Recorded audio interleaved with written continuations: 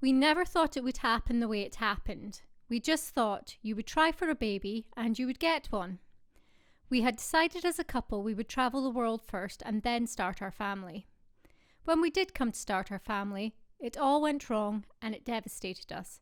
But the care we received was really supportive and reassuring from the professionals in Aberdeen and to a slightly lesser extent down in England where Gemma was transferred for emergency surgery. We had Gemma, then Sarah, who sadly both passed away. Gemma around 4 weeks after birth with congenital heart defects, and Sarah with a virus sadly passed away a year after. We then had a girl, and 3 years later we had our youngest boy.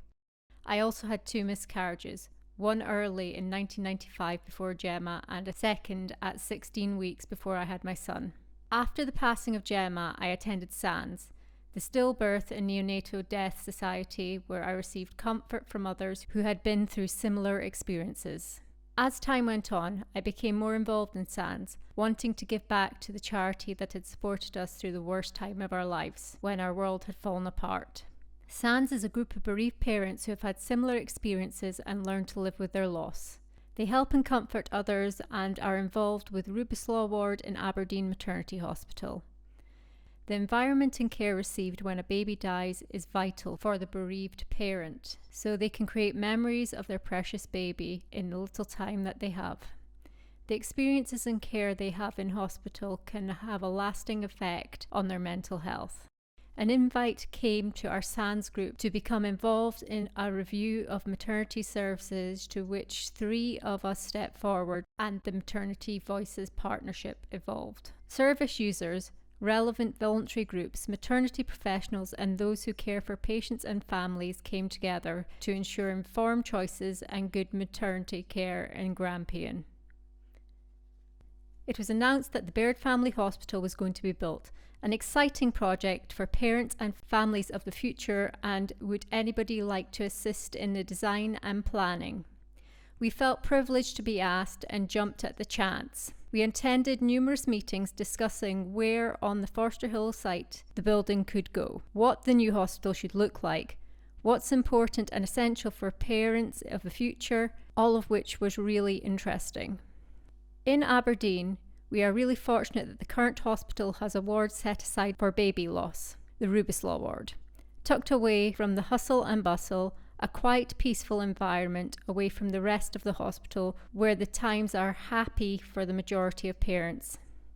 It is so important that the new building has this dedicated space and design, and position of the baby loss area within the building has been given great consideration. It is tucked away, connected discreetly to the birthing suite with its own entrance and exit. This is important, as with a lift you will have a quick exit straight down to the car park, which is access controlled. I remember having lost a baby and finding it difficult walking in the main door of the present hospital through the throng of people, car seats and happy balloons. After discussions about the discreet entrance as a must for the new hospital, Aberdeen Maternity Hospital created a side door leading to the fertility unit and the Rubislaw ward that people can use at present. In the Baird, the bereavement suite will be soundproofed, as again the sound of a baby crying when your baby is silent is upsetting. The 2 ensuite rooms will be homely, have a lot more space, double beds, softer lighting available if required, and therefore less clinical.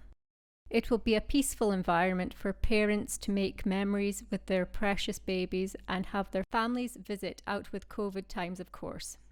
These rooms will have a balcony area, discreet and all dignity considered in the design so that they cannot be overlooked by other patients. Families can take their babies outside for fresh air, but still adhering to health and safety. The suite also has a family area, a multi-purpose room and clinical areas. The scanning and early loss area is directly below the bereavement suite, which can also benefit from the quick exit, as the loss of a miscarried baby, no matter the gestation, is still the loss of a precious baby.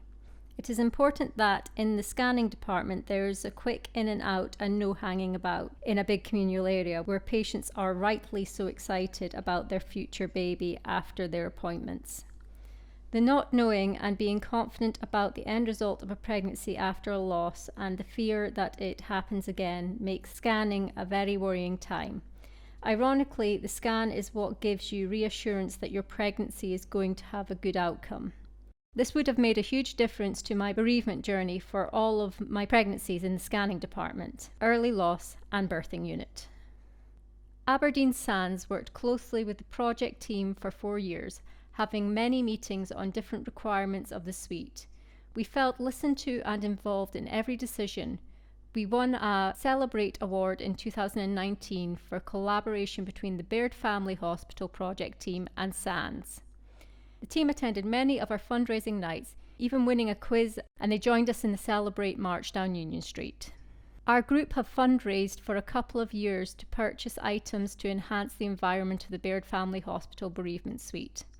Money raised will go towards interior design and furnishings, and if there's any other money, we would put that to enhance the early loss area of the new hospital. I was pleased to cut the turf of the new Baird Family Hospital in December 2018, representing maternity services.